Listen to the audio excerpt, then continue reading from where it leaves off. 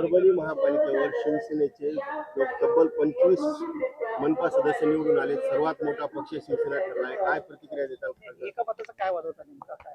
मी प्रथम सर्व परभणीतल्या जनतेचं मनापासून स्वागत करतो, त्यांच्यासमोर नतमस्तक होतो. परभणीच्या इतिहासामध्ये महापालिका झाल्यापासून पहिला शिवसेनेचा महापौर होण्याची संधी परभणीकरांनी शिवसेना उद्धव बाळासाहेब ठाकरे पक्षाच्या लोकांना दिली आहे. त्यामुळे त्यांचं मनापासून पहिले अभिनंदन. शेवटी आम्ही सुरुवातीपासून म्हणायचो की परभणी हा शिवसेनेचा बालेकिल्ला आहे, राहील, त्यामुळे कुठलंही दुमत नव्हतं. आणि लोक म्हणायचे मागच्या वेळेस तुमचे 5च होते, आता तुमचे 25 कशी होतील? 5चे 25 व्हायला वेळ लागते का? बघितलं तुम्ही, आता 5चे 25 झाले. त्यामुळं आम्ही ज्या पद्धतीनं सगळे लढलो, आम्ही सगळी एक वाक्यता ठेवली, आम्ही सगळे एका विचाराने ह्या ठिकाणी मैदानात उतरलो, त्या दिवशी हा निकाल दृष्टीपथात होता. मी अगोदरच सांगितलं होतं की भारतीय जनता पार्टीने 2 आकडे गाठला तरी खूप झालं आणि शिंदे गटाचा खातं उडायचा प्रश्नच येत नव्हता. तसाच निकाल लागलाय. त्यामुळे काही ठिकाणी आमच्या थोड्या कमी जास्त झाल्यात, तर ते आता निवडणूक आहे, शेवटी कुठेतरी चुकते आणि मग तिथं माणूस हुकते. तर ह्या चुका भरून कुणी भविष्यात काढू, परंतु जी निकाल परभणी महापालिकेत लागला आहे तशाच पद्धतीचा निकाल जिल्हा परिषदमध्ये सुद्धा लागेल. त्या दृष्टीनं आमची तयारी चालू आहे. हे आपल्याला या निमित्तानं काँग्रेस सोबत आपण आघाडी केली, त्याचा फायदा होताना दिसतोय. काय आघाडी? नाही, काँग्रेससोबत आम्ही युती केली त्याच अर्थी केली होती की बाबा आपल्या मताचं विभाजन होऊ नये, आणि आपल्या लोकांचं मताचं विभाजन झालं तर आपल्याला विजयामध्ये अडथळे निर्माण होतील. आणि आम्ही दोघांनी सामंजस्याने भूमिका घेतली आणि ह्या ठिकाणी आज आमचा महापौर बनतोय काँग्रेस आणि उभाटाचा. त्यामुळे कुठेही मनात शंका कुशंका कोणाची असायचं, कारण आता स्पष्ट बहुमत झाले. आता 12 आणि 25 37 झालेत, पाहिजे 33. त्यामुळं आणि अपक्ष पण आमच्या सोबत येतील हे आम्हाला खात्री आहे. पालकमंत्री मेघना बोर्डीकरांनी प्रतिष्ठा केली होती. प्रभाग क्रमांक 1 चा व्यंकट ढाळेंचा काय विषय होता आणि काय? व्यंकट ढाळेंचा विषय असा होता की व्यंकट ढाळे हे एका मताने निवडून आले होते, परंतु तो निकाल जाहीर करताना आरो त्या ठिकाणी अडवून ठेवलं.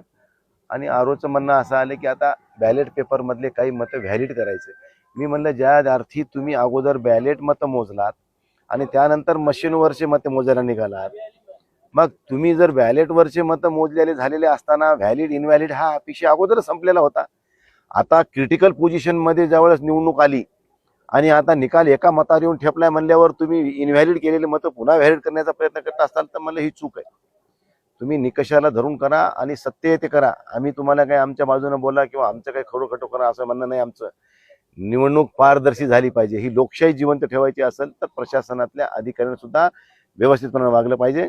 आणि ह्या ठिकाणचे आरो म्हणण्यापेक्षा ह्या ठिकाणचे जे काही ऑब्झर्वर होती त्यांच्या निदर्शनास आम्ही ह्या गोष्टी आणून दिल्या आणि त्यानंतर ऑब्झर्वरने जाऊन वस्तुस्थिती पाहिल्यानंतर आता निकाल जाहीर केला. मी ऑब्झर्वर असतील, आरो असतील, सर्व जनतेचे अधिकाऱ्यांचे मनापासून स्वागत करतो. आणि परभणीवर उभाटा उद्धव बाळासाहेब ठाकरे शिवसेना पक्षाचा झेंडा फडकला काँग्रेसच्या सोबतीनं, कारण आम्ही सोबत होतो. त्यामुळं आम्ही सगळ्या परभणीकरांसमोर नतमस्तक होतो. धन्यवाद. पालकमंत्री काल म्हणल्या की आमदार खासदार सातत्यानं असे आरोप करतात, त्यांच्या पायाखालची हवा वाळू घसरलेली आहे. आता कोण कोणावर आरोप करत होता आम्ही बघितलंय. उगाचच आम्ही इकडून उडून तिकडून तुम्हाला जे बी आता जागा आल्यात ना त्या फक्त चिल्लरीवर आल्यात. तुम्ही काही गप्पा आणू नका. जे दिले ते आता घ्या. शेवटी पैशाचा किती महापूर आणणार आहेत. महाराष्ट्रातले निकाल काय एवढे काय भाजप सगळीकडेच कशावर आली तुम्हालाही माहिती आहे. तुम्हीच स्वतःच्या हातावर हात ठेवून सांगा म्हणा की आम्ही नेमकं ह्या निवडणुकीत केलंय काय विकासाचं कामं केलेत म्हणून तुम्हाला निवडून दिले, असं काय आहे का? काहीच नाही, फक्त चिल्लर पाहिजे तशी. मग आता लोकांनी सुद्धा ठरवलं पाहिजे की बा पैशानंच मतं द्यायचे असतील तर आमच्यासारखे सामान्य कार्यकर्ते एखादा कार्यकर्ता निवडणूक लढवणारच नाही उद्या. त्याचा लढून फायदा होत नसेल तर निवडणूक लढवायची कशाला? परंतु ह्या ठिकाणी विचाराचं ध्रुवीकरण मोठ्या प्रमाणात झालं, पैशाचं झालं. कारण भाजपनं माणसंच 35 उभे केलते आणि ते महापौर करायला निघाले होते. म्हणजे हे चंद्राला काहीतरी ते दाखवल्यासारखं त्यांच्या गप्पा चालू होत्या. ते आम्हाला माहित होतं, सगळं तुम्हालाही माहित होतं. परभणीत भाजपचा महापौर होणं हा शक्य नाही आणि ते होणारही नाही. मुख्यमंत्री फडणवीसांनी प्रचंड घोषणा केल्या होत्या, पण तरी परभणीकर ऐकले नाही. अजित पवारांनी घोषणा केली होती दत्तक परभणी घेऊ, पण तरी परभणीकरांनी हे केलं नाही. काय वाटतं? अजितदादांनी 2दा दत्तक घेतली परभणी, ह्याच्या पूर्वी घेतली होती. आणि देवेंद्र फडणवीस त्याच घोषणा केल्या ज्या उद्धव ठाकरेंनी मंजूर केल्या होत्या.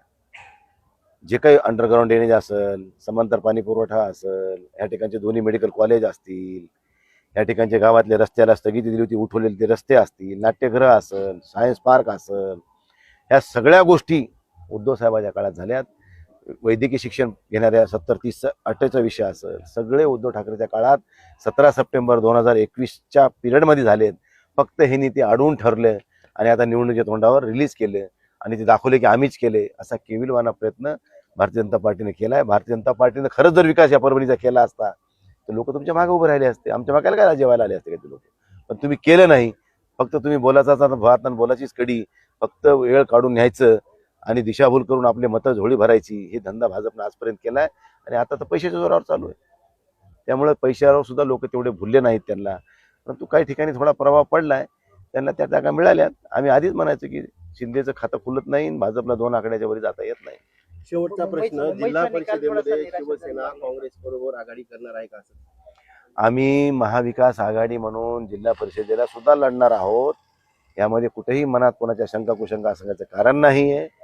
बैठका होतील, सगळी चर्चा होईल, खासदार आमदार आम्ही सगळेजण बसू, त्यांच्या पक्षाचे कोण कोण प्रमुख आहेत ते बसू, राष्ट्रवादी आदरणीय शरदचंद्र पवार साहेबांचा पक्ष असेल त्यांचे कोणी असतील ते बसू, सगळेजण बसून समन्वयानं, जशी आम्ही महापालिका लढली समन्वयानं, तशीच निवडणूक जिल्हा परिषदेची सुद्धा आम्ही समन्वयाने लढण्याचा प्रयत्न करू, एवढं आपल्याला सांगितलं.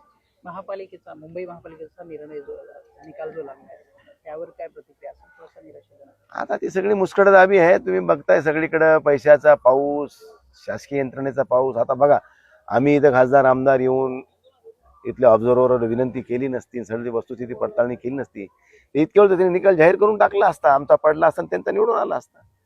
त्यामुळे सगळं काही ह्यांचंच चाललंय ना, छोट्या छोट्या गोष्टी सुद्धा. त्यामुळे हे सगळं बघण्याची गरज आहे. निवडणूक ही लोकशाहीच्या पद्धतीनं व्हावी, लोकशाही मार्गानं व्हावी.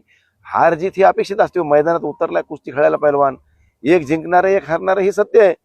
परंतु जिंकायसाठी काही करायचं, कुठल्याही थराला जायचं, यापूर्वी कधी नव्हतं. एवढी भाजपची भूक असेल मला कधी वाटलं नाही. की पहिली वेळेस आम्ही बघतो की राज्यामध्ये भारतीय जनता पार्टीला देशाची सत्ता असो, राज्याची सत्ता असतो, गाव पातळी सत्ता असो, सगळ्या ह्यांनाच पाहिजेत. मग निवडणूक कशाला घेता? आम्ही असे भरले फॉर्म, आम्ही आलो निवडून म्हणून जाहीर करून टाका, संपला विषय. कशाला गरीबाचे कुटुंब उद्ध्वस्त करता? गरीब परिवारातले लोक थोडेसे पैसे आणून इकडून तिकडून निवडणूक लढवायला आहे आणि ते जर पराभूत होणार असेल तर निवडणुका न घेतलेल्या बऱ्या. चला.